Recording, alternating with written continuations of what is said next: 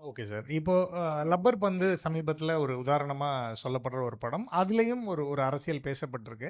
ஆனா, அது பெருவாரியான மக்களுக்கு போய் சேர்ந்ததுக்கான காரணம் அந்த காமெடி ட்ரீட்மெண்ட் அந்த ஒரு விஷயம் அப்படின்றதுனால அந்த கேள்வி கேட்கிறேன். இப்ப இருக்கிற காலத்தில மக்கள் தியேட்டருக்கு கொண்டு வரணும், ஒரு படத்த ப்ரமோட் பண்ணணும் அப்படின்னா, காமெடி அவசியம்னு நினைக்கிறீங்களா?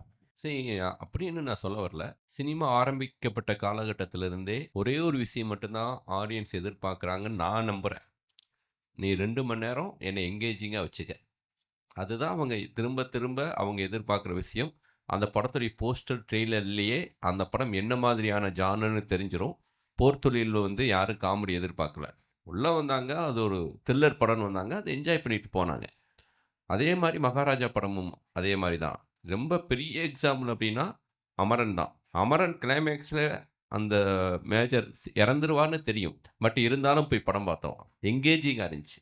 ஸோ எங்கேஜிங்கிற விஷயம் தான் ரொம்ப முக்கியம். ஏன்னா 2 மணி நேரம் நம்மளுடைய பிரச்சனைகள், நம்மளுடைய ஸ்ட்ரெஸ்ஸு எல்லாத்தையும் மறந்து அந்த ஸ்க்ரீனோட நம்ம அட்டாச் ஆகுறோம். சிரிக்கிறோம், அழுகுறோம். அது ஒரு பெரிய ரிலீஃப். அதுக்காக தான் சினிமாவுக்கு வர்றாங்களே தவிர, வேற எதுக்காகவும் கிடையாது. அவங்க யாருமே எனக்கு காமெடி படம் வேணும்னு கேட்கறது கிடையாது. எனக்கு ஆக்ஷன் படம் என்டர்டெயின்மென்ட் என்ன சந்தோஷப்படுத்து. என் மைண்டுக்குள்ள இருக்கிற ஸ்ட்ரெஸ்ஸ வெளிய கொண்டு வா. அதுதான் அவங்க எதிர்பார்க்கிறது. அதனால எந்த ஜானர் வேணாலும் எடுக்கலாம். அதனால அந்த ஜானர் என்ன டிமாண்ட் பண்ணுதோ, அதுக்கு உண்மையா இருக்கணும்.